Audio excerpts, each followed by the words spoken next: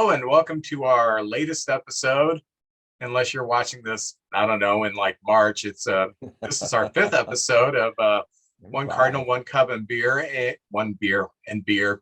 So JJ is the Cardinal, I am the Cub, and you are allowed to have one beer while you watch this or listen to it. Just one beer though, because we do not promote alcoholism. We promote a nice, cool buzz. Okay. So exciting news.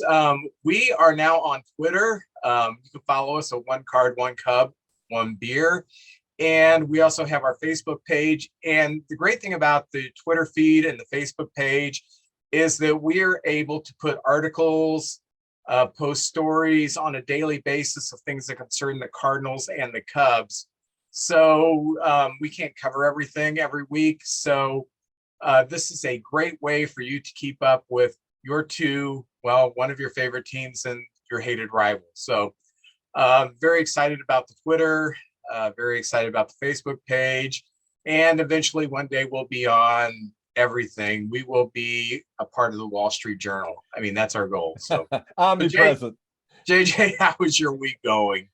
Really good. I've enjoyed the playoffs. I mean, as far as my life, it's the same old, but as far as following the baseball, it's been so many fun series and upsets, and it's been great. So I can't complain. The weather's changing. I don't know. Summer's over, I think, and we're getting to the fall weather now, but it's been great.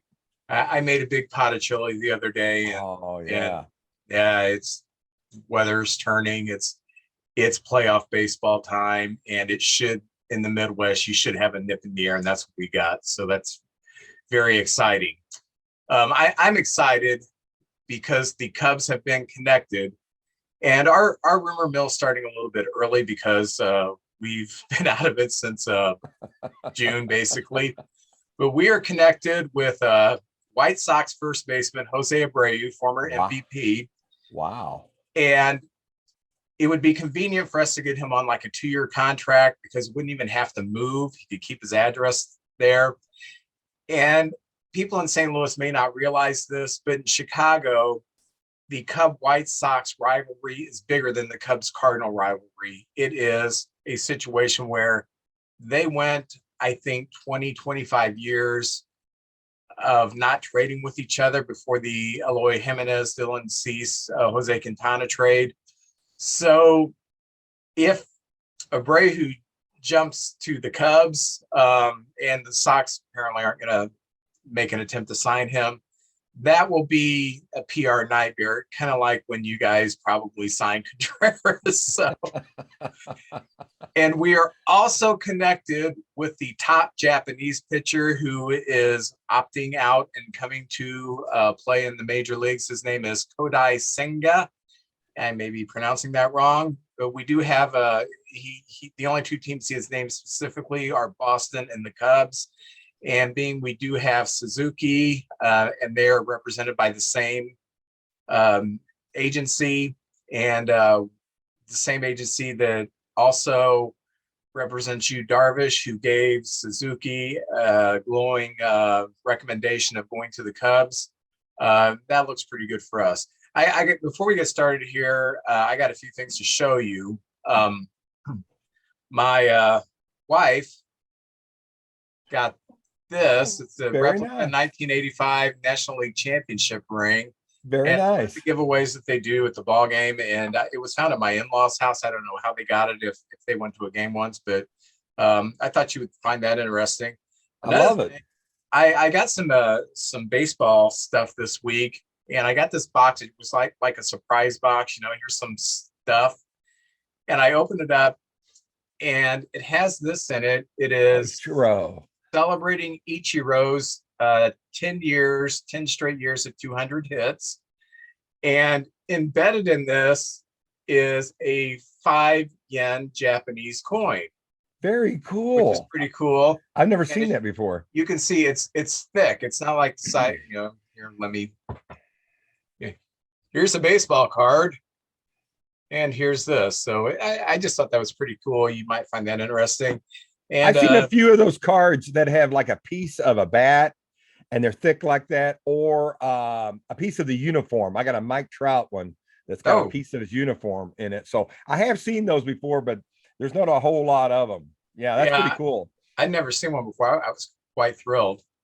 And I also uncovered my Beanie Baby, and I named him Schwarber.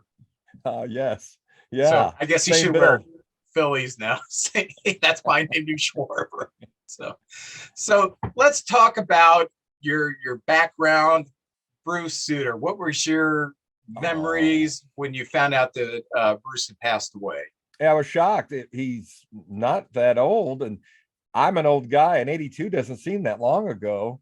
And so, first of all, I thought, wow, gone way too early. I didn't know anything about his health.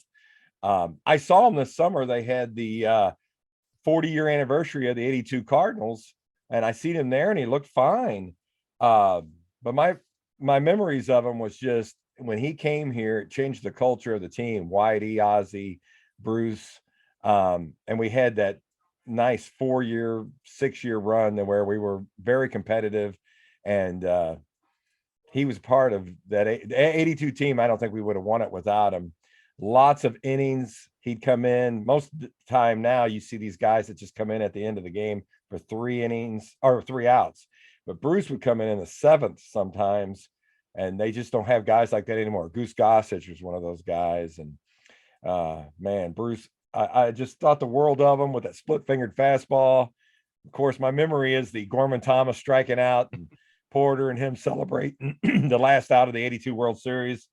He actually played more years with the Cubs than he did us. He was 5 years Cubs, 4 years us, and 3 years Atlanta. But I got a thing in the back, of course. I first heard of Bruce Sutter with the Cubs, and I was, man, if we didn't have the lead in the game when he came in, it was over. I remember he made Ted Simmons look like a AAA player.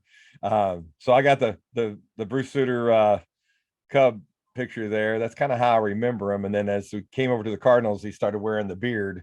There he is with the beard right there. And I don't know, since I have the background up, I don't know if you can see this, but I have 2 bobbleheads of Bruce that they gave away at the ballpark. But I have an autograph. I don't see it. I got that background in there. I'll have to show it some other time. But it's basically him with the 42. It's kind of a headshot, and he signed it right between the 2 birds on the bat. I'm pretty proud of that. They have these signings now where you don't actually get to meet them. It's a private signing, and you take an item and you pay the price, and then you come back the next month and they've got it signed and with a little letter of authenticity. So that's actually, I never got to meet Bruce Sutter, but I do have a piece signed by him. So that's my memories of Bruce right there. My memories of Bruce, excuse me, was in '77 when he first hit the scene in the month of May that year. He had 18 saves. That is a season for some closers. Oh 18 yeah. saves in 1 month. And I don't remember him starting clean innings. You brought him in when there was a mess. There was a runner in scoring position, and there was 1 out, and it was a 1-run ball game. If it was the 7th inning, that's when you brought him in, and he would finish up the game. So closing has become a little more specialized today, where closers generally are only going to start a clean inning in the 9th, and that's all they're going to pitch. They'd bring in Bruce whenever they needed him, 7th inning on, and he would generally finish the game. I'm also, I would be remiss to mention this. One of my greatest memories. I always loved Bruce. I did not hate him when he became a Cardinal, but in '84, in the game of the week, which has been known as the Sandberg game, when Sandberg hit a home run off of him in the 9th and the 10th, and the Cubs eventually won. That was a great memory, and I'm glad he was a part of it. It wouldn't have had the same shine that it has 40 years later if it was just, A regular Tom reliever. Jones in there. Yeah. But it was a Hall of Famer versus a Hall of Famer, and it was just magic. So, Bruce, we do hope that you rest in peace, and thank you for the memories. That's right. Yeah. In 2018, the owner of the Phillies said that he was going to spend stupid money, and he did. He's paying off. The Padres have spent stupid money, and it's paying off. It's paying off. And the Yankees and the Astros, who have more money than they know what to do with, they don't spend stupid money because they're going to make all this money anyway. But the 4 teams left are teams that have a very high payroll. What do you think of the playoffs? What do you think of teams with smaller payrolls? Do they even have a shot these days? You got to kind of catch lightning in a bottle. I mean, there's been years before where some of the rookies come through, or a old journeyman player, or it's just the right mixture. I was kind of glad the Mets spent probably more money than anybody in the offseason, and they did make the playoffs, but you could kind of see the chinks in the armor down the stretch where the Braves stayed right on their tails and caught them. And then they went out in the first round. I did like that, but yeah, you do have a huge advantage if you got that payroll. I kind of like it because in the American League, you've got the number 1 and 2 seeds still left. Yeah. But in the National League, you've got the bottom 2 seeds still in there. It's been fun following the Padres, because the Padres mortgaged their future. They traded away all their top prospects for this season. And then the Phillies, you even said it when they were in Chicago, they just were lifeless, and they just caught fire at the right time. But yeah, you're right. These are 4 of the top 8 payrolls in baseball, and they're in there. That's me guessing. I know they're in the top 10, but it's going to be fun. It's going to be fun down the stretch. And these looks like 2 good series to get to the World Series. I watched, and it's still going on now, but I watched the game today up until I had to start broadcasting this. But in the second inning, the Phillies got 5 hits off of Snell, 4 bloop hits. I mean, exit below, well below 80. And then they hit a fly ball to right field that went right into the sun, and Soto lost in the sun, and it was a sun double. That's how they scored their 4 runs. And it kind of reminded me of that first game against the Cardinals. The Phillies, I don't know if they're good, but they're very lucky. So hey, sometimes it's better to be lucky than good. It is. It is. I mean, they're losing now. At least last I checked, they were down 7-4, but that's going to tie the series of 1 game apiece. But man alive, you can go weeks in a season without having that kind of luck. And twice in the playoffs, they've had weird innings where they didn't hit the ball hard, but they brought runs home. And the very odd thing about this was Snell was dealing, and he threw like 30, 35 pitches in that second inning. And I felt bad for the guy, thinking, my gosh, he can't throw any better than this. But, it's a bloop here and a bloop there. And I also am, a lot of people don't like this guy because he is arrogant, but man, Bryce Harper shows up, and he has been destroying. He's just left a path of destruction all playoffs, and that's been pretty cool. So it looks like it's going to be 1-1 in this series. And because of the rain yesterday, the Astros and Yankees are going to get started today. With the 4 teams left, what do you say? Well, I don't know if I should be making any predictions. I'm out of the 8 series, I've got 3 right, but there's been some upsets in there. I just think the Astros, they're veterans, the young guys, I think they're working on all cylinders right now. I mean, the Astros had to play Seattle, and Seattle gave it everything they had, and they were just a little bit better, and I think that's the way they are. They're just a little bit better. And I think it's their time. In the National League, my heart, I'd like to see the Phillies go because they beat the Cardinals, and it makes me feel a little bit better. Well, they beat the Braves too. Yeah. It takes a little of the sting off when the team that beat your team goes all the way. So exactly. Since they beat us, yeah, if they win it all, if they go, which would be a great story. That would be a great story. And after the Padres made all these big trades, although Phillies are not a poor boys or nothing either, but I'd like to see the Phillies and the Astros, and that's probably I don't know, man. I just think San Diego's a little bit better than Philadelphia, but they got that devil magic going, you know. So I'll say Philadelphia and Houston, with Houston winning it. That's how I see it. Well, Philadelphia, they've done what they had to do. They had to win one of those first two games in San Diego, and they did that. Mission accomplished. So now they have the home field advantage with three going into Philly, unless a miracle happens, and they're going to have that home field advantage. So I just think that if somewhere the Padres are going to have to figure out Wheeler, because they looked pretty bad against him. And it's not like the Phillies killed the ball. They had 3 hits that game. Did you see Schwarber's home run? I did not. I was in Cape Girardeau last night. He hit that thing 488 feet. Oh my God. It was a monster shot. Wow. Well, I think that we're going to see the Astros win it, and I'm over the trash can thing, even though I keep mentioning it. Yes, me too. It's something that shouldn't have happened. They had the talent to win it without it. However, the people responsible are gone. Hinch is gone in Detroit, so poor guy, he really got punished. Lunau has been kicked out of baseball.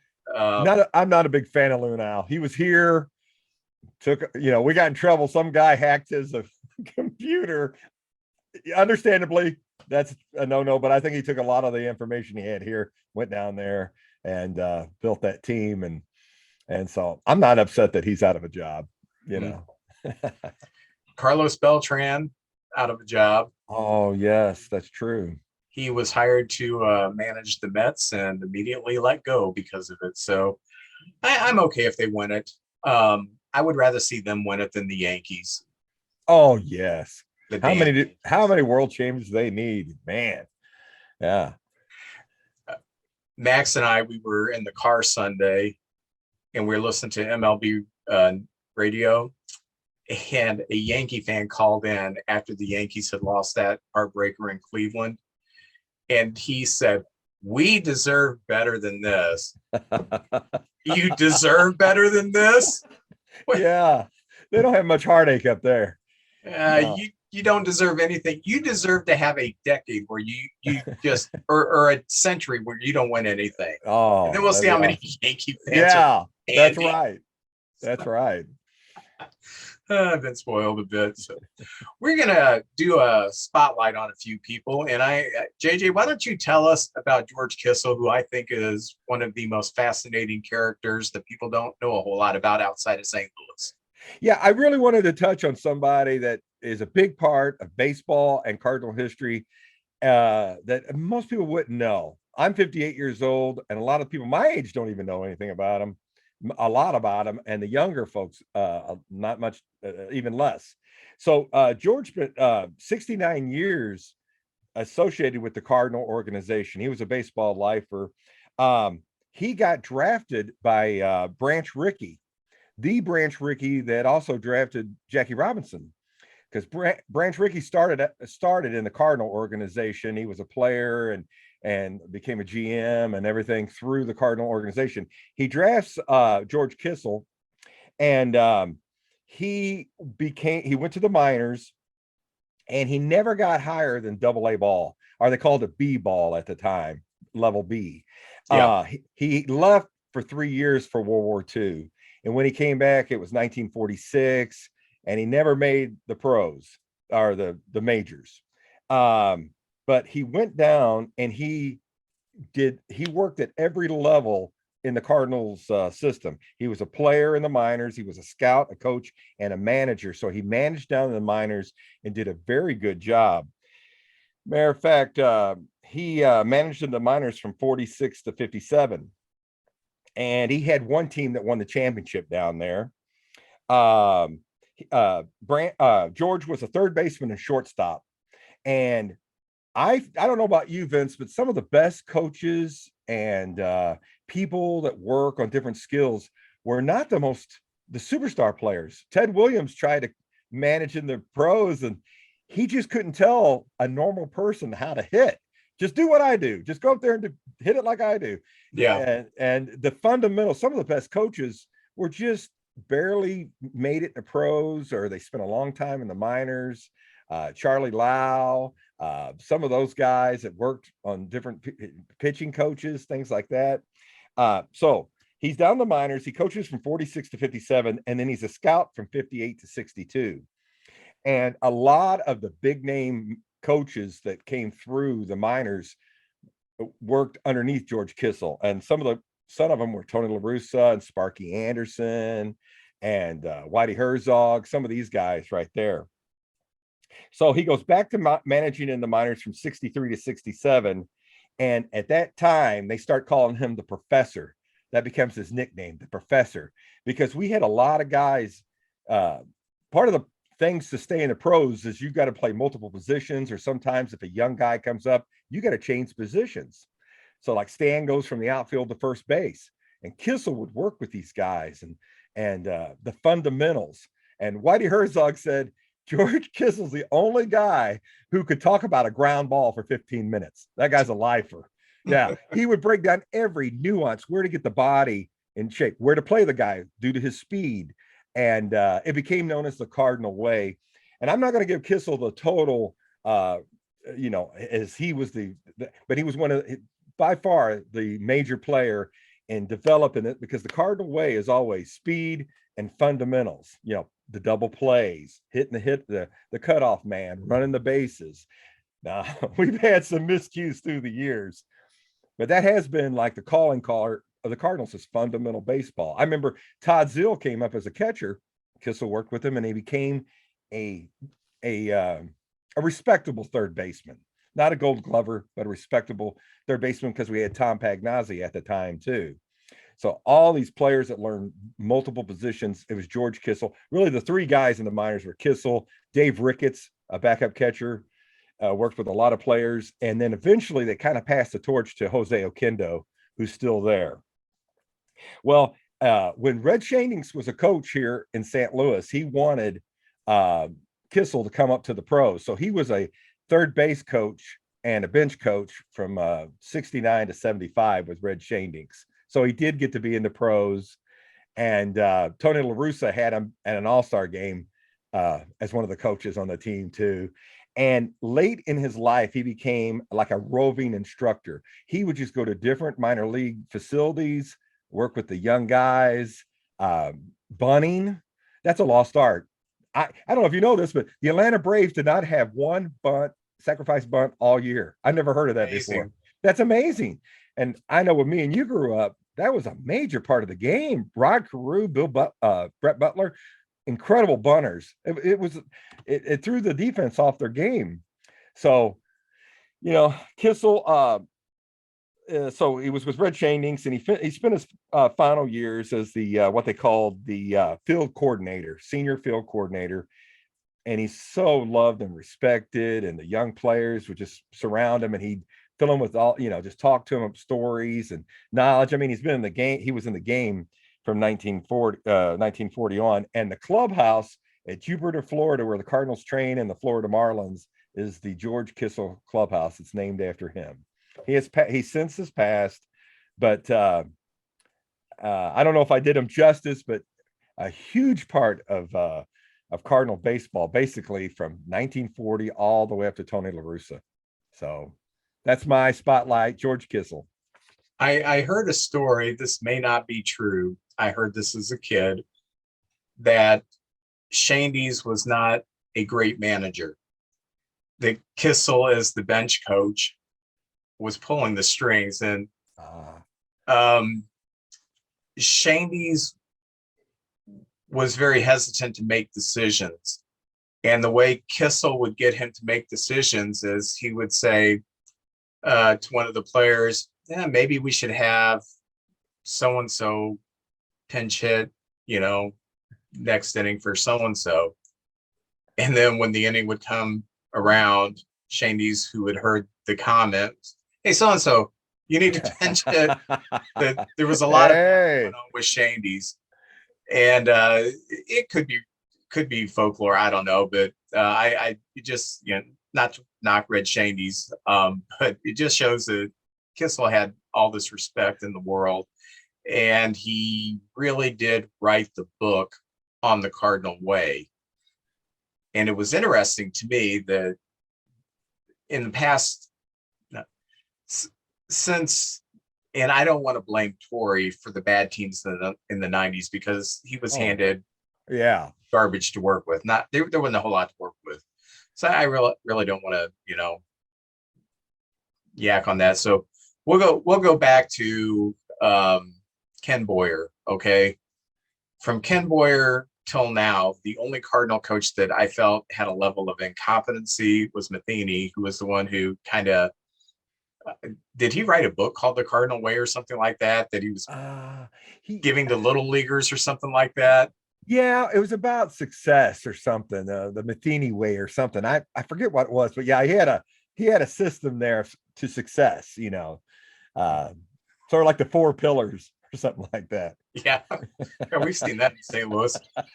Yeah, but that's the only time that I can think of that they had a manager that wasn't really influenced by Kissell.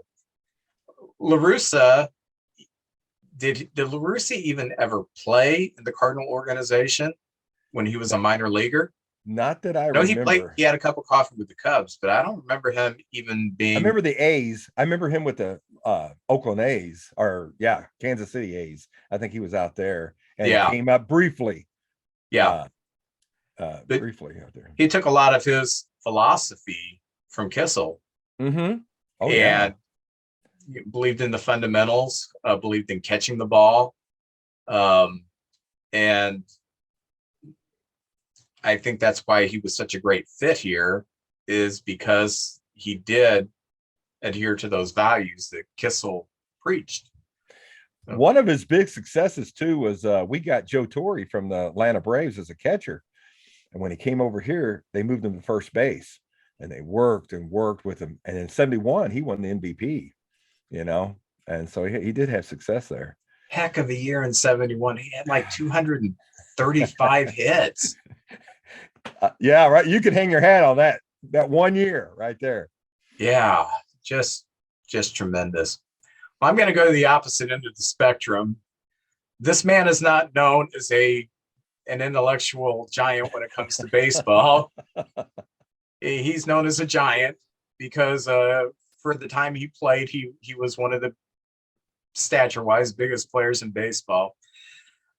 My childhood hero, I had a few of them growing up. First one was Bill Madlock, and I'll talk about him one other day.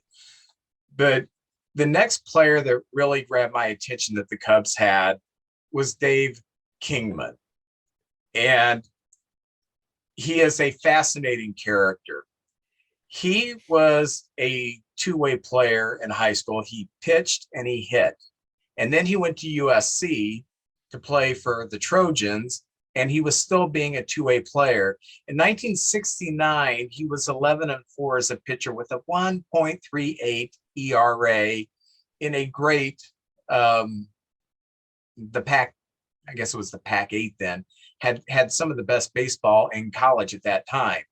Same year as a hitter, he only hit 250 with 4 home runs. In 1970, when you would think he would gravitate towards full-time pitching, because that's where he had most of the success, he exclusively became a hitter. And he hit 355 with 9 home runs, had some injuries he dealt with, but 1970 kind of broke out that he can be a hitter. So he was drafted by the San Francisco Giants as an outfielder / first baseman. So he came up in 71 with the Giants, and he hit 278 with 6 home runs in 41 games. His rookie year was the only time this well-traveled veteran ever saw any postseason action. In 71, when the Giants lost in the playoffs to the Pirates, he was 1 for 10. So that's why you don't see all these great clips of Dave Kingman in the postseason. So, By 1974, he played kind of a part-time role for the Giants. 1974, they decided he's going to be our third baseman. Okay, they didn't have George Kissell to teach him how to play third base.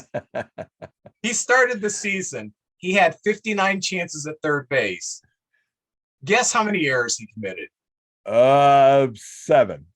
7. That would have been an absolutely terrible year. But it was worse. 59 chances at third base. He had 12 errors for a 797 fielding percentage. Babe Herman is considered probably the worst defensive outfielder in baseball history. And his fielding percentage was in the 800s. That's the only time I've ever heard one that low. To be in the 700s, that's little league stuff.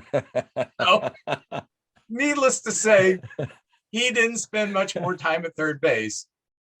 But in his 4 seasons with the Giants, playing part-time, he hit a meager 224.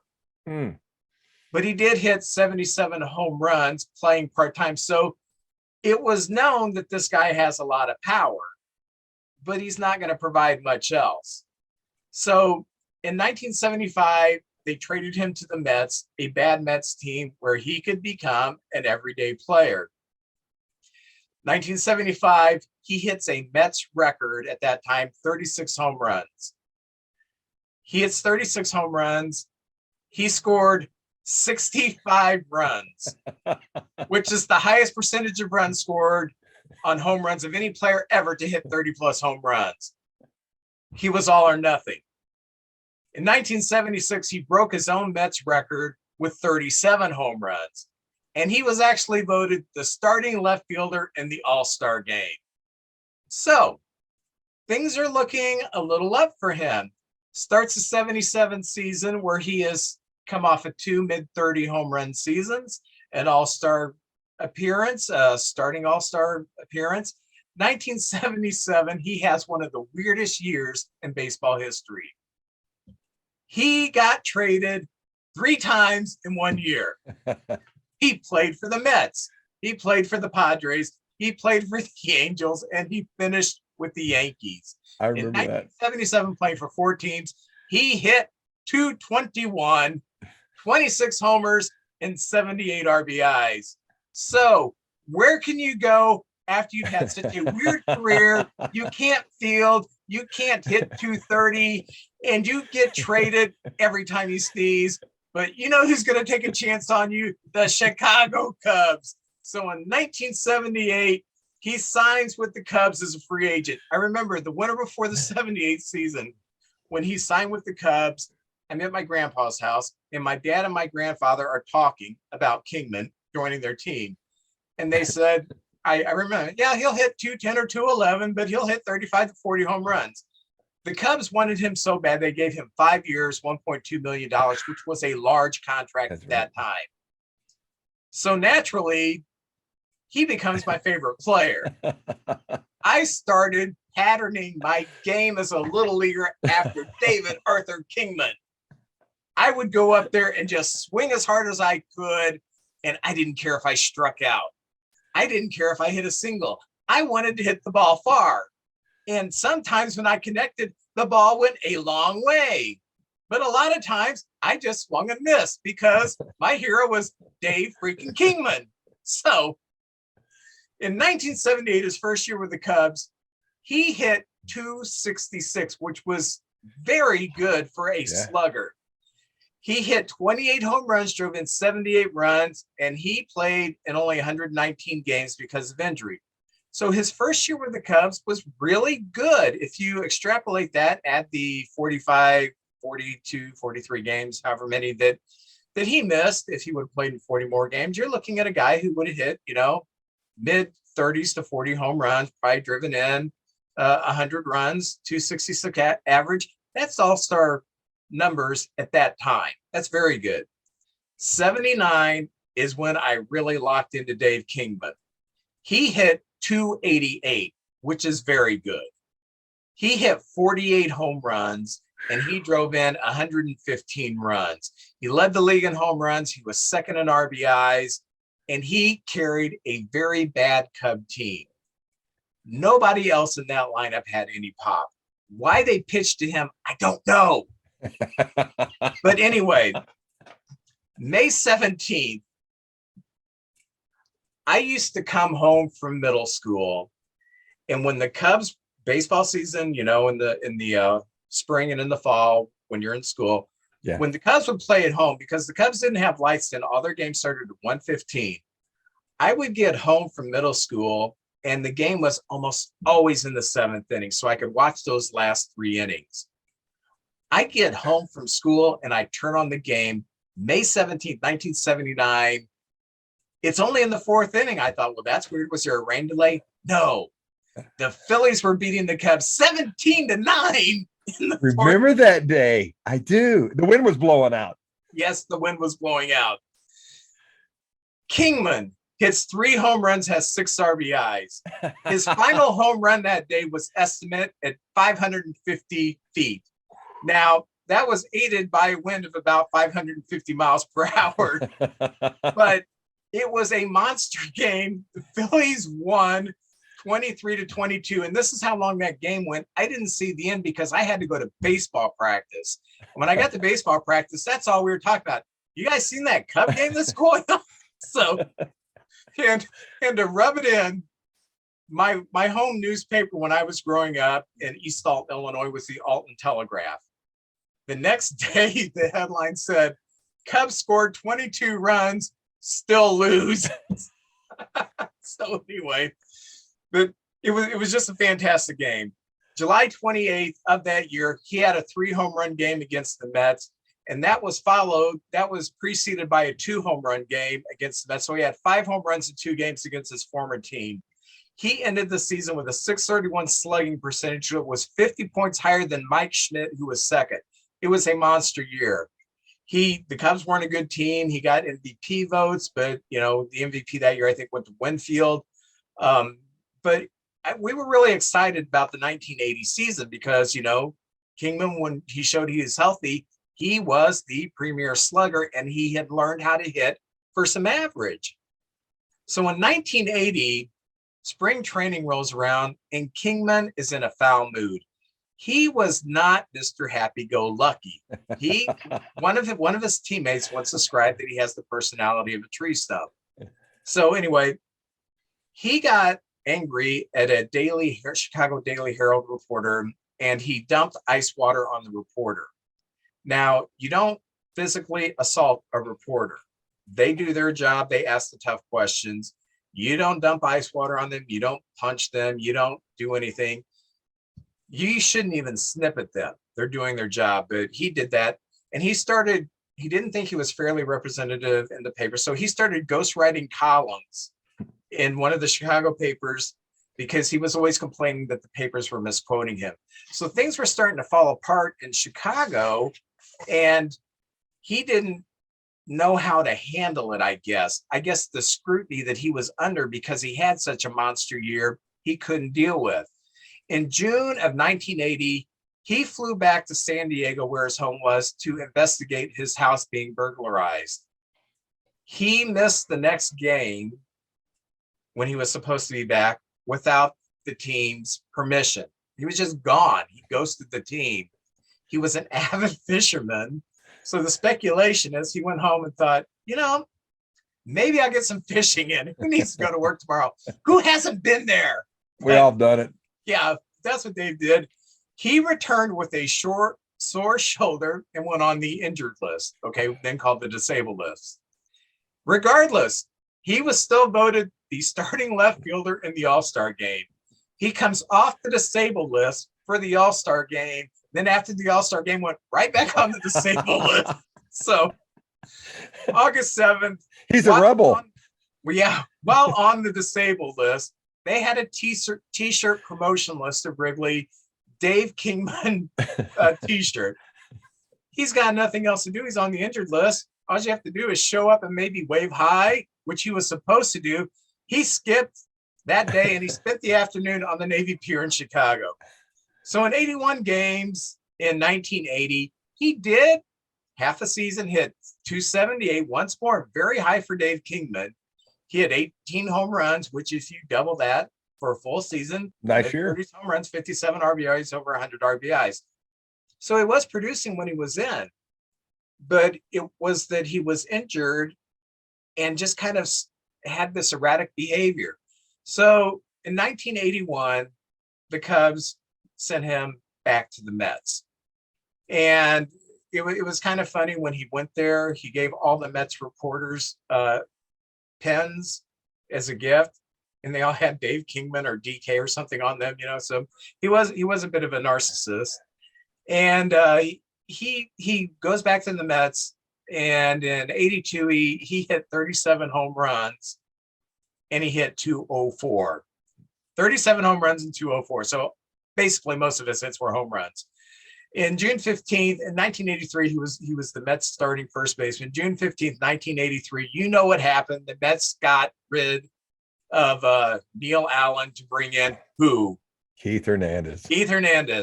That relegated Kingman to the bench. So he finished the 83 season as a bench player for the Mets. And then he got a new lease on life. He played 84 through 86 with the Oakland A's, so he could be a designated hitter because we know he couldn't field. In 84, he hit 35 home runs, drove in 118 runs, and became the American League Comeback Player of the Year. 85, he hit another 30 home runs. In 86, he had 35 home runs for the A's. It's the most home runs in a final season that anybody had until David Ortiz in 2016. But the difference is David Ortiz, if he wouldn't have decided he wanted to still play, he could have played with anybody for a high salary. Kingman tried to find a job, but nobody wanted him anymore because with that 35 home runs came a 215 batting average. Everybody thought, forget it. One of the things he did in 1986 just to cement his legacy with this gregarious personality is he sent one of the reporters in Oakland a live rat in a pink box. So that's my hero growing up. So there are some explanations of how I turned out the way I am. Dave Kingman for his career hit 236 for an average. He did hit 442 home runs and drove in 1,210 RBIs.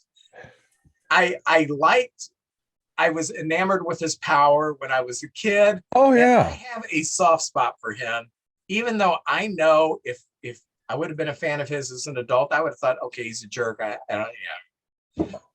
But as a kid, thanks for the memories, Dave. If you ever hear this, I'm sorry I brought out some of the ugly, but looking back, it is pretty comical. So that's my spotlight on David Arthur Kingman.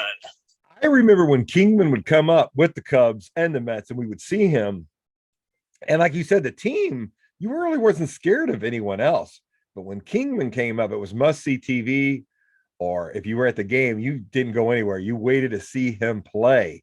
There was something about him, this big opposing guy coming in, and he didn't get cheated at the plate. He swung for the rafters. And it just, even a strikeout was exciting to watch, because he gave it everything he had. And so he was a fun player. And I think a lot of us love like the oddballs, the guys that just, I don't know, they're unique. And Kingman was one of those guys. I mean, he got voted in the All-Star game a couple of times as a starting left fielder for a guy that hit amazingly well or anything. So yeah, I like Dave Kingman too. I still got some of his cards. Kingman was 6'6", which if you go back on YouTube and watch games from like the 70s and 80s, you will realize how small people were, especially compared to the 90s when the juicing was happening. If Kingman would have been juicing, if he would have been that kind of player, he probably would have hit 600 home runs. Because yeah, he would get under the ball sometimes and he'd hit a fly out to center field or something. Those things would have been long gone if he would have been, juicing. The ballparks were bigger then. And his biggest rival as far as power goes during his era was Schmidt. And even Schmidt, who was a much better hitter and a much more complete player, I mean, even Schmidt was in awe of Kingman's power, because when he hit them, You didn't stand there in the outfield bleachers to catch the ball. You got out of the way because they were some moonshots and they had some velocity behind them. So we went from Mr. Respected George Kissell to Mr. Kingman. We are going to look at 5 players that we think should be in the Hall of Fame.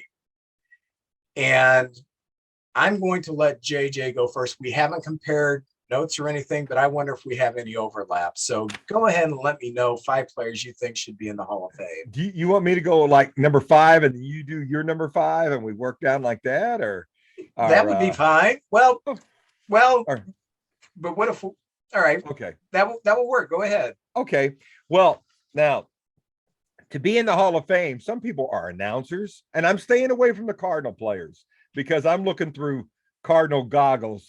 And, I don't think I have a fair perspective of the Cardinal players.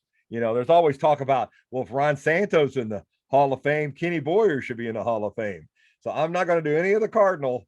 But sometimes people go on the Hall of Fame for announcing, for innovations they've made in the game, a myriad of reasons. People who were the commissioners, some of those are in the Hall of Fame as well. So number 5, not to make light of this list, but I'm going to explain why I put number 5 at number 5. I put number 5, the San Diego Chicken, the greatest mascot of all time. Now, yes, he is. I went to a game just to see the San Diego Chicken in Kansas City. He did skits between every half inning. He was incredible. Nobody left to go get a beer or anything. They stayed right in their seats because the chicken came out and entertained. He was cutting edge. Like, I'm sorry, but the Chicago Little Cubby and Fred Bird, lame.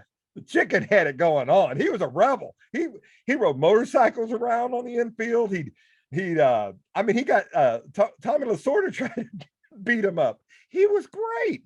And before 1974, there really was no team mascots. It was like there would be fans that were like the mascot. Like there was a guy, Wild Bill in Baltimore, that would spell out Oreo. The cab driver. Yeah. The cab driver. Or there was a guy in Cincinnati in the 1800s that wore a white suit and a straw hat, and he had one colored shoe on one foot and another colored shoe on the other one, and he had a big megaphone, and he would yell out chants, and the fans would chant with him and stuff like that. So it was just fans that were the mascots prior. The first official mascot is Mr. Met. Lame. Mr. Met is very lame. The big head, nah. The chicken came out, and I'm going to give you some of those chicken stats. All right, here are some of the chicken stats. He had a 5-year TV show called The Baseball Bunch with Johnny Bench. I remember that. It was a great show. I loved it. And they'd have other like superstars on there, like, Ryan Sandberg or Ted Simmons or somebody like that. And they would go have a bunch of little league kids, and they would teach them some sort of fundamental. And of course, the chicken was always the comic relief. The chicken came up in 74, and he's still doing shows to this day. He's done, as of 2015, he's done 5,100 appearances up to 2015. He's been in 50 states, and he's been in 8 different countries. And I had a stat here about all the different facilities, 917 different baseball facilities he has performed at. He's been at WrestleMania. I don't know if you remember that. I do not remember that. Kane attacked the chicken, took the head off, and it was Pete Rose. Oh my gosh. And then he power slammed or did something, or he picked up Rose and threw him down or something. I don't know. But the San Diego Chicken was at WrestleMania, and it was Pete Rose in the uniform. He did commercials for McDonald's and Captain D's. And he was requested by Joe West, who he broke the all-time record for umpires umping, that he wanted the San Diego Chicken at his final game. He did. So the chicken showed back up for that. So if there is a mascot, there was a famous clown, the clown prince of baseball, Max Papson. Yeah. I Max was his first name. I don't remember his name. He had He write-ups in Sports Illustrated and stuff like that. he was in the movie Bull Durham, Yes. had a speaking part too. And you know, if there's a place, if we've got, because baseball is so big and it's touched so many lives and it's multifaceted, it's a form of entertainment now, just the game, but the stadium itself. And you know, a lot of people go to the games for different reasons, but the kids, I think the mascots really help with the kids, and they represent the team. They go in the community and do things. And even though I'm not making light of our list, I think the San Diego Chicken should be in the MLB Hall of Fame. There you go. I agree with you. I never thought outside the box like that. That is tremendous. I do remember the guy who played the San Diego Chicken was Ted Giannona, something like that. Something like that, yeah. And Ted was an employee of a radio station in San Diego, and that was kind of their promoting of the radio station. And Ted got fired, and they thought they could stick anybody in the chicken outfit, and they couldn't. The fans wanted him in there, so they got rid of the KGB chicken or something like that, whatever they called him then. And then they had an egg out there for like a month, and then he hatched as a San Diego Chicken, Ted back in there. Tremendous. Oh, it was great. But my number 5 isn't nearly as comical, but and I did go, well, let me start with, I avoided anybody who has any kind of controversy. Not any kind of controversy, any kind of like enhancement controversy. I didn't want to go there. I avoided Pete Rose. I avoided Shoeless Joe Jackson. I avoided people like that. And I just did people that I saw play. So I'm not going back any further than the early mid 70s. So my number 5 is Fred McGriff, the crime dog, who finished his career with 2,490 hits. He had 439 home runs, 1,550 RBIs. For a slugger, he hit 284, which is very, very good. And he had an OPS of 886. He was a 5-time All-Star. He was a 3-time Silver Slugger.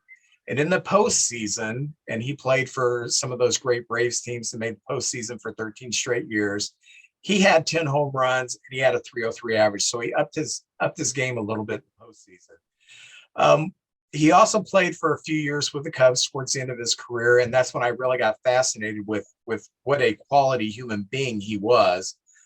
Just a great person to have on that bench, to be an influence of the younger people. And he produced while he was on the field with the Cubs. The reason he is not in the Hall of Fame is because he falls 7 home runs short of 500. 500 is kind of a benchmark. If you hit 500 home runs, you can just punch your ticket into the Hall of Fame. He fell 7 home runs short, so he didn't make it. And in the mid-90s, he was the thump in the middle of that great Braves juggernaut lineup. When you compare his stats to other first basemen, which is the fair thing to do, he did not quite measure up with a lot of them. But he played in an era where there was a lot of juicing.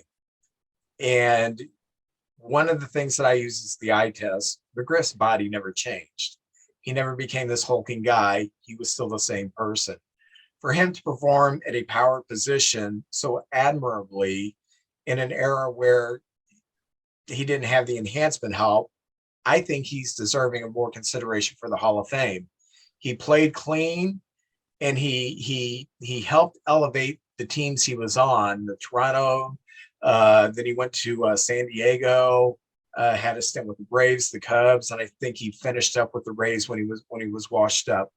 But I sure wish he could have played one more year and got those 7 home runs, which is something a lot of players would have tried to do, because he would have had a ticket to the Hall of Fame. And if you don't quite understand what that means you never have to pay for another meal in your life. Every time you sign your autograph, Fred McGriff, Hall of Fame, and then your class, you get a lot of privileges after baseball when you're a Hall of Famer, and he just fell a little short. However, if I was a voting member of the Baseball Writers Association, I would have put him in, and maybe with the Veterans Committee or whatever they're calling it nowadays, maybe he will one day get in. But Fred McGriff's number 5 for me. What I remember about Fred was they always, you always hear good guys always finish last, but not with Fred McGriff. I've never heard a single player say anything cross about Fred McGriff. A classy guy. Every team he was on, he made better. I heard interviews with him. He never said a bad thing about anybody. And I was always a fan, and I love the Crime Dog nickname. I'm a fan of nicknames, and Crime Dog's a great nickname. So yeah, I love Fred McGriff. And he had a great swing. That swing where he kind of helicopter it, and he still hit great with it. So. Well, my number 4, and I brought back, I don't know if you can see it, the JJ list. I don't know if you can say it. It's back by popular demand. I'm in the streets. People are saying, hey, bring back that JJ top 5 list. Well, it's back. All right. The only thing that you said that's true is that you were in the street. Okay. I'm a streetwalker. That's true. My number 4, and I love this guy, is he's a lifetime New York Yankee, Thurman Munson. I love Thurman Munson. I considered Thurman. By the way, Thurman Munson was a Vietnam vet. There's only 28 major leaguers that were Vietnam veterans, and he was one of them. So he missed 2 years where he would have been in the minor leagues due to Vietnam.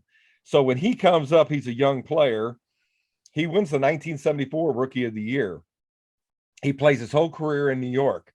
And if you follow baseball, the 1970s, Yankees they called it the zoo. It was a madhouse. I mean, you had Reggie Jackson, Craig Nettles, and Ron Guidry, just a wild bunch of players. Goose Gossage and Sparky Lyle. Lyle, yeah. Oh, I love Sparky Lyle. That was just a wild group of fellas there. Lou Piniella. Oh, Sweet Lou. Oh yeah, Lou Piniella and Bucky Effin Dent. He's on that team too. The 76 American League MVP. Incredible. 7-time All-Star. They won the World Championship in 77 and 78, and that was a madhouse. You'd had Billy Martin starting the year, and Michaels would end the year. You had different Steinbrenner was the owner at the time, and he would just fire guys left and right. It was a madhouse, but everybody, him and Reggie, because they didn't get along. No. So it was said, because Thurman was kind of an old school, hard-nosed player, and Reggie was hey, I'm Reggie Jackson, kind of thing. But together somehow they made it through it. And he hit 305 times, and that's incredible for a catcher. And he played 11 seasons with the Yankees, and he died tragically in a plane crash. And I still remember it was a Saturday game of the week, and they announced the plane crash. And Thurman was very good friends with Catfish Hunter. Their families were very close. Catfish Hunter was also a pitcher for the Yankees. And on his days off, he would try to fly home and be with his family, and then fly back in his private plane, and the plane crashed. But in his 11 seasons, he hit 292. That's incredible for a catcher. Now, in those 11 seasons, he had 1,558 hits. And, I don't know how long he would have played. I don't know, but that's outstanding. He had 229 doubles. He wasn't a power hitter. He only had 113 home runs in those 11 seasons, and scored 571 runs. But he was respected around the league. And I took some statistics and kind of looked at his peers, and like Carlton Fisk, who is in the Hall of Fame. Well, Carlton played more games at catcher than anyone. He played until he was 42 years old, but he hit 269 in 11 seasons. Munson hit 292, and Fisk had 2,356 hits, where Munson had 1,558. So if you kind of extrapolate the numbers, he would have been in the neighborhood. But Carlton Fisk was a much more power hitter. He hit 376 home runs, and Thurman was not on that kind of trajectory. But anyway, 2-time World Series, MVP, and a Rookie of the Year. And there's only 19 catchers in the Hall of Fame. And I just think I think you have to play a minimum of 10 years. I would think 10 years, 10 dominant years, and compare yourself to the other peers of your time period. and I think he stacks up well there. So I would put Thurman Munson in the Hall of Fame. I would too. I would too. And I do remember where I was when his plane crashed. We were on vacation. I think we were in uh, southern Missouri at a trout campground or something. And my dad, I walked into our little pop-up camper. My dad just looked at me and said, Thurman Munson died.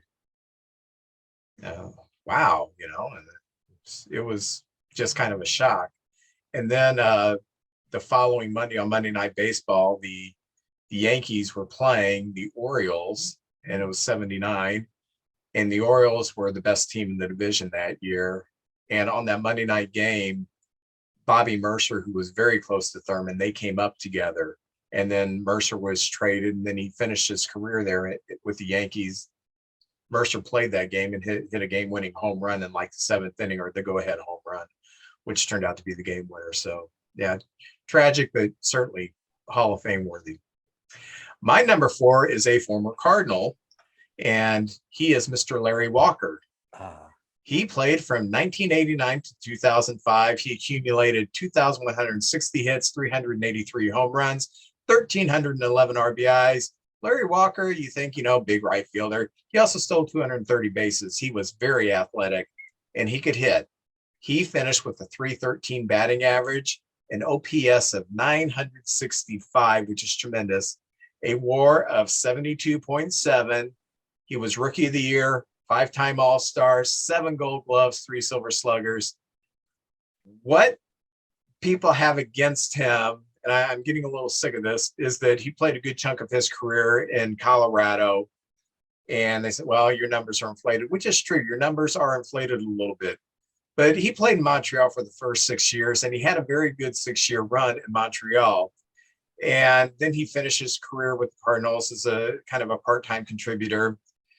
His career WAR is better than Hall of Famers Tony Gwynn, Dave Winfield, Andre Dawson, Vladimir Guerrero, but he's been penalized, kept out of the Hall of Fame because he played for a long time in Colorado. And I know there's players like Vinny Castillo had some big numbers in Colorado and then just couldn't replicate that anywhere else. I think Larry Walker proved that, yeah, he wasn't, he nobody's going to have the same stats playing away from Colorado. But I think his stats overall proves that numbers are a little inflated, but he is still Hall of Fame worthy. So I put him at number 4. Oh, yeah, Larry. Good defensive player, too. Very good defensive player. Well, I'm taking down number 3 now on the list, if I can show that. Number 3. Dun, dun, dun, dun, dun, dun, dun, dun. I'm putting Al Oliver. Oh! Al Oliver. I love Al Oliver. I didn't even consider him. Oh, yeah. My friend Tony Pruno, I'm going to give a little shout out to my friend Tony Pruno. He's got the best man cave. It's a Cardinal man cave, and it's better than the St. Louis Cardinals Hall of Fame. If you go over there, forget that. You should come over to my friend Tony's house, and he's got a big picture frame of all the cards of guys he believes should be. He's got 1920 cards in the 1920s, but he's got this display case, and he had Jim Cotton there. Once Cott got in the Hall of Fame, he moved him over to another section. So he's got one card of all the great players. And then like in the 70s, he's got all the cards from then on. But Al Oliver's a guy that me and Tony talk about all the time. Outfield first baseman. He played for 7 different teams, but he played 10 years with the Pittsburgh Pirates. And that's who I think of when I think of Al Oliver. 7-time All-Star. He was on the team. The Pirates won the World Series in 1971, and he was on that team and a big contributor. He has 1 batting title, 3-time Silver Slugger, and he played 18 seasons in the big leagues. And unless something tragic happens, longevity does matter, because in baseball, it's a game where young guys are constantly coming up trying to take your job. So to play 18 years in the big leagues is something special. He had 2,743 hits. That's great. Now, 3,000 is the magic number. But if you do other things on the field too, all things are considering. Not there's only a few guys that have 3,000 hits. So there's a lot of guys in the Hall of Fame that don't have 3,000 hits. He had 219 home runs, solid, but not considered power hitter. 1,326 RBIs. And I put down the average. So 1,326 RBIs over 18 years, that's 91 RBIs a year. That's top notch right there. Very consistent. Now, this is one thing that's lost in today's game. In 18 years, he walked 535 times. That's very good. But in 18 years, he only struck out 756 times. So if you broke it down to year, he would walk 37 times a year and strike out 52. And that is amazing right there. He 84 stolen bases, which is nice. Nothing really special there. Coming to it from a guy who can't steal a single base if I had to, but compared to all the other Hall of Famers, 84 is okay. It's a number. I tried to compare him to some of the other players, and it just wasn't fair because he was an outfielder, first baseman, nice career. But if you look at the hits, the walks to strikeouts, all his accolades, a career 303 hitter, over 18 years. That's amazing. And he had MVP votes in 10 different seasons. So he was an elite player of his time period. And I like you said, a lot of people would probably think of, if you said 1970s, you would probably name off 100 other guys. But if you look at Al Oliver's stats, they stack up as a Hall of Fame player. So my number 3 is Al Oliver. Good call. I didn't even think of him. My number 3 played from 1977 through 1995, second baseman for the Detroit Tigers, Sweet Lou Whitaker. Who finished his career with 2,369 hits. He hit 244 home runs, which is really good for a second baseman. He drove in 1,084 RBIs. He had 1,084 RBIs. He was a 276 hitter. He had an OPS of 789. He was a one-time Rookie of the Year because that's all you can be. Rookie of the Year is once. But he was a 5-time All-Star, won 3 Gold Gloves, 4 Silver Sluggers, and he had a career WAR of 75.1. He and Alan Trammell is in the Hall of Fame. For 19 years, held the middle of the infield for the Detroit Tigers, which is amazing. And they hold every double play record in baseball history, and it will probably never be broke. And when you look at the Hall of Fame, you have to compare players with other players in their position. So when I'm talking about the numbers, they're not gaudy if you're looking at a first baseman or a third baseman or a corner outfielder. But for a second baseman, they stack up really well in comparison to other Hall of Famers. Second base is not the strong offensive position, and he played good offense and great defense. His career WAR is ahead of Hall of Famers Ryne Sandberg, Roberto Alomar, Craig Biggio, Nellie Fox, Joe Gordon, Bobby Doerr. He was a very great player who was almost under the radar because he played in Detroit. Besides the 84 World Series and the 87 playoffs, I think they made it to, where they lost to the Twins. He didn't get a whole lot of postseason exposure, and he had a very quiet personality. He was not a boisterous guy. And I think that quiet personality has been one of his downfalls, why he didn't make the Hall of Fame. That, the fact that he played in Detroit, where players sometimes get forgotten. But I think Sweet Lou deserves to be in the Hall of Fame, especially when you compare him with other second basemen of comparable eras. My 2 little thoughts on Sweet Lou. You can't say Lou Whitaker without saying Alan Trammell and Whitaker. One and the same. Fantastic. And that 1984 Detroit Tiger team, that's the best team I ever seen play. That 84 team, they walked over everybody, walked through the playoffs, walked through the World Series. They just crushed everybody. Jack Morris, Willie Hernandez was the Cy Young Relief Man of the Year.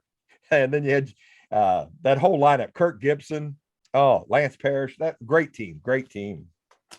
And My favorite player on the 84 Tigers was former Cardinal Aurelio Lopez, who, Really? who just had a steady diet of refried beans and beer and a gut to go with it, and then would just come out there and Senior Smoke would mow them down. He sure would. Yeah, I forgot about him. To be honest with you, I forgot about him. Well, my number two, and this is one of my all-time favorite players, so I'm kind of a little biased on this, is Dave Parker, the Cobra. I Pittsburgh almost Pirates. put Parker would have been number 6. Go ahead. I love Dave Parker. I one time in Playboy magazine, of course, I read the articles. The 3 most feared, and this was in the 70s, the 3 most feared players that you did not want to go out and get in a fight with. And Parker was one of the 3 players. The other one was Steve Carlton, because he knew he was a black belt in karate. And Steve was a big guy too. And he was a little out there. You didn't Yeah. know what Steve was going to do. I can't remember the third guy. I can't remember the third guy, but Dave Parker was on that list. But anyway, some of his accolades, he played 19 years. So he checks off on the longevity. 2-time batting champion. Imposing man. He looked like an NFL player. The black pirate uniforms with the wristbands on his hands, and he'd come up there and he'd be on the on-deck circle and he'd have a sledgehammer. He'd work out with that sledgehammer. You're like, oh dear God, don't hurt anybody. And he's the reason they shouldn't be aluminum bats, because if he hit a line drive back at somebody, he'd kill you. 3-time Gold Glover. And I'll be honest with you, he's rated like one of the 3 greatest right field arms in the history of Roberto Clemente, Dave Parker, Vladimir Guerrero Sr. Incredible arms out there. There is a all-star game. If you go on YouTube, you must see it's in the mid-70s, and Parker throws a guy out of third and a guy out of home, and it's just a straight shot from right field, and he's throwing these guys out. He puts a clinic on. He's the 1978 National League MVP, and he played with quite a few teams, but it was mainly the Pittsburgh Pirates. Those 11 years. Some of his stats: 2,712 hits. Phenomenal. 2,712 hits, 339 home runs, 1,493 RBIs, 154 stolen bases. I did not know that until I looked up these stats. And he had a lifetime batting average of 290. Well, I try to compare people, and the 2 people I was going to compare him to was Jim Rice, who's in the Hall of Fame, and Andre Dawson. Well, first of all, I thought they were all pretty much, if you looked at numbers, you wouldn't know who was who. Andre Dawson is clearly the best of the 3. I took Andre out of the equation because if you look at Andre Dawson's statistics, they're just much better than Rice and Parker. But Rice is in, and Rice had 2,452 hits, and Parker had 2,712. Home runs, Rice hit more, 382 to 339, but RBIs, Parker hit more, 1,493 to 1,451. Stolen bases, Parker has about 100 more. And batting average, Rice did hit 298 and Parker hit 290. So there's not that much difference. And if Rice is in, Dave Parker should be in. And I like Jim Rice. Quality, superstar, great player, Hall of Famer. But I think Dave Parker should be there too. So that's my number 2 is Dave Parker. I think what has held Parker back was in his final years in Pittsburgh, he had a cocaine problem, and his statistics for about 3 years just fell off the table. And then when he got himself back together, went to Cincinnati and to Oakland, and I think Toronto, he was a force again. I think he may even play with the Brewers a little bit too. But he, right there in the middle of his career, he lost some great years, lost a chance to have 3,000 hits, be a surefire Hall of Famer because of the drug use. But he bounced back from that. And you're right. I really do think he should be in the Hall of Fame. World Series champion in '79 for that great Pirates team. Good we call. Are family. We are family. Yes. My number 2 is Mr. Dick Allen, played from 63 through 77. I just saw the end of his career, so I put him in here because I'm a little biased towards him. He only had 1,848 hits, but in a shorter amount of time, and he dealt with a lot of injuries, he hit 351 home runs. He had 1,190 RBIs. He was a 292 hitter, had an OPS of 912. He was Rookie of the Year, one-time MVP, and his WAR is 58.7, which isn't tremendous, but it is. I'll give you some comparison in a minute with other people where his WAR compares with. Dick Allen played in the 60s, which was a pitching rich a decade, and he dominated. When you look at him versus the other players who played throughout the 60s, he compares with Mays, he compares with McCovey, he compares with Mantle. He was a force. His WAR is ahead of Hall of Famers Tony Perez, Willie Stargell, and your favorite player, Enos Slaughter. So he had a great career. It just wasn't as long as some of the others. He also had a bad reputation. He played in the 60s, and Philadelphia was one of the least progressive fan bases for racial integration. He was booed mercilessly in his years in Philly. And when he was traded to the Cardinals in 1970, he thought he had went to heaven. He loved the organization, and he was so excited to play there, and he had a great year. The problem was he had a hamstring issue in August, and it wasn't responding to treatment, and management thought that he was being lazy.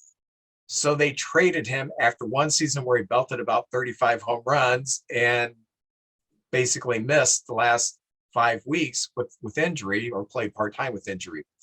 And he was traded to the Dodgers. He played one great year for the Dodgers. Then he went to the White Sox, and he played 3 years for the White Sox. 1972, he won his only MVP for the White Sox. When you compare him to his contemporaries who played during that time, he's towards the top. He has been kept out of the Hall of Fame, and he missed. He almost got in with the veterans or whatever committee is, missed like by one vote. But he's been kept out mostly because of his personality reputation. And that personality reputation was really a product of him playing in a hostile home territory, a hostile home team during the 60s. When he did go to the White Sox, when he did go to the Cardinals, and he went to the Dodgers, fine. The only issue was they thought that he was responding too slowly to the issue with the hamstring issue. He even returned and finished his career in Philadelphia. And over time, the Phillies fans, they have come to love him. And there's groundswell, even from Philly fans, that yes, we messed up here. This guy certainly deserves to be an all-time great in the Hall of Fame. I like Dick Allen. He was kind of a rebel. I remember him on a Sports Illustrated cover. They had great covers. Smoking a cigarette, like in the uniform, the red White Sox uniforms. He was smoking a cigarette. He always had a butt going. But man, he was great. Yeah, Dick Allen, great choice. Well, my number one guy, and I think he will get in eventually. He's been very close. Is pitcher Curt Schilling. That's my number one. That's your number one? All right. Well, I'll go over a few things. But he, long career, 20 years. So he checks that box. 6-time All-Star, outstanding. World Series MVP, National League Championship Series MVP, and a 3-time world champion. And there's so much we could talk about Curt. Since you're going to talk about him too, I won't go too heavy on it. But if you averaged out his 20 years of baseball, he would average to 15 wins a year, 10 losses. He had a lifetime 3.46 ERA, 221 innings per year average. Strikeouts, if he averaged out, because he's got the 3,000 strikeouts, which is one of those magic numbers in baseball, 3,116 to be exact, which is better than a lot of Hall of Famers, better than Gibson. And I love Gibson, but he that's more accomplished. He would average 211 strikeouts a year to 40 walks. 5 times more strikeouts than walks for a lifetime. That's amazing. And since you did Schilling too, I'll let you go ahead and finish off with him. I hope I didn't take all the things, but iconic moments, Cardinal misery. He gave the Cardinals some misery. Top-notch guy. I would pay money to watch him pitch when he was, there's probably like a 10-year window there that if he was coming to town, there's Kershaw was coming to town. I want to see him. I want to see Nolan Ryan. I want to see Kurt Schilling, that kind of thing. So I think that's a litmus test of how good a player is. If you want to go to the ballpark just to see that guy play, So I'll go ahead and turn over Schilling to you. His career WAR is 80.5, and to put that in perspective, he is just behind Bob Gibson. And Gibson is one of the top pitchers in the Hall of Fame. His career WAR is far ahead of Tom Glavine, Jim Palmer, Catfish Hunter, Don Sutton.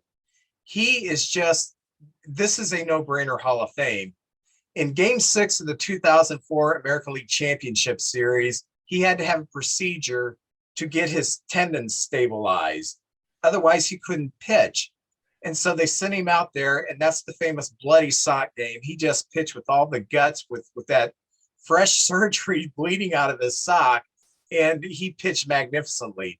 In the postseason, he pitched for the 93 Phillies, which was his first postseason action, 2001, 2002 Diamondbacks, 2004, 2007 Boston Red Sox. One of the things that if you're a borderline Hall of Famer, but you've had a great postseason, it should push you over. I'm not saying you penalize people who didn't play in the postseason like Santo and Banks, but if you were a great player, but maybe kind of teetering, and you had a great postseason resume, that should push you over the edge. He not only has a great regular season resume, in the postseason, he's even better.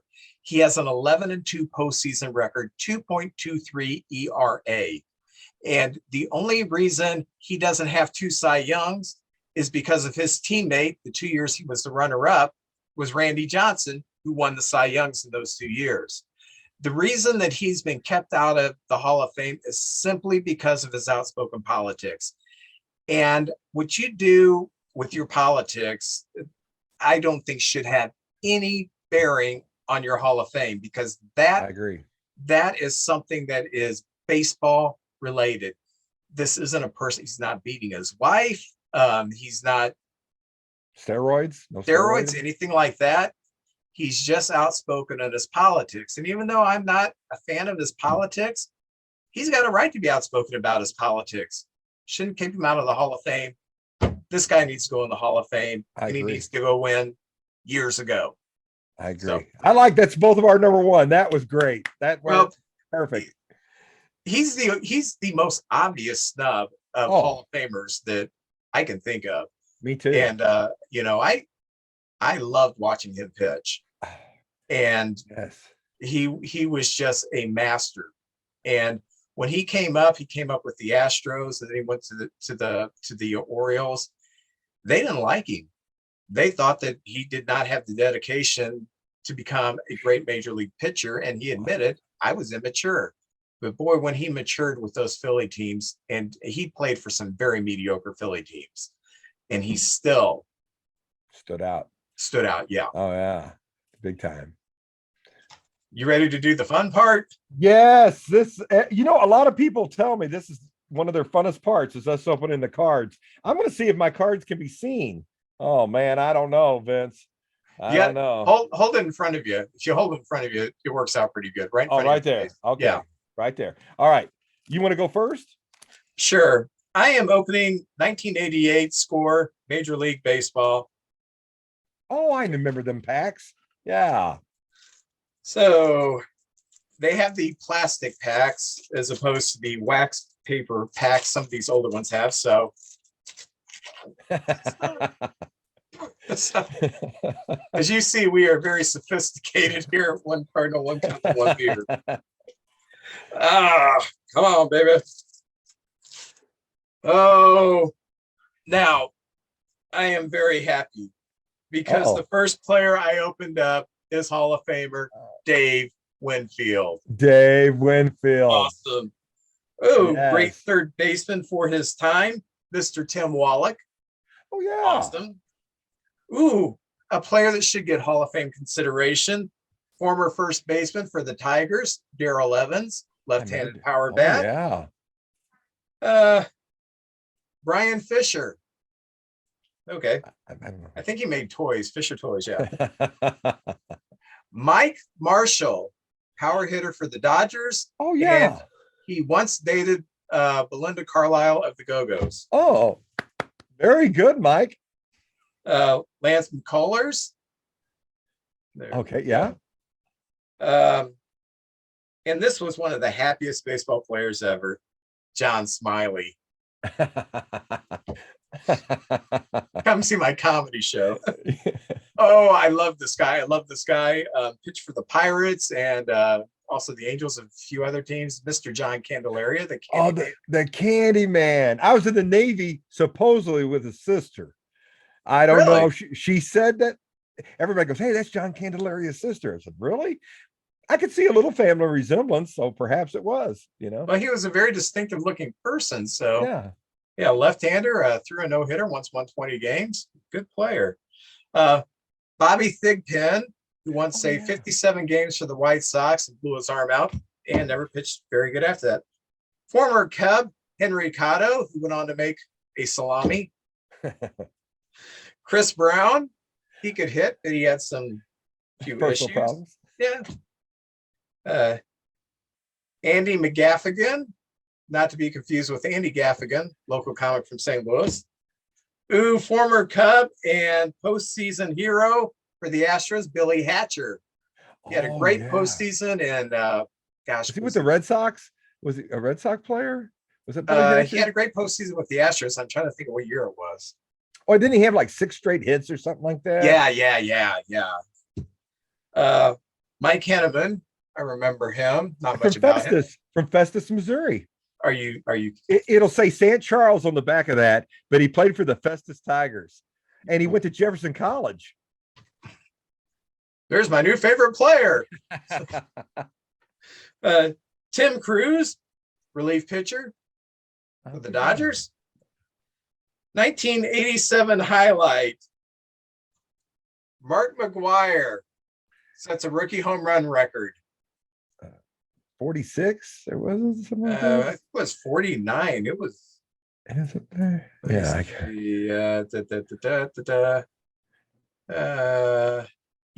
He ended the season with a league leading 49. 49.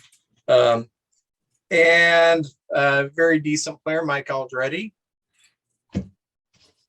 And I do have this hologram. It says "Great Moments in Baseball," and kind of. Oh yeah. I remember those.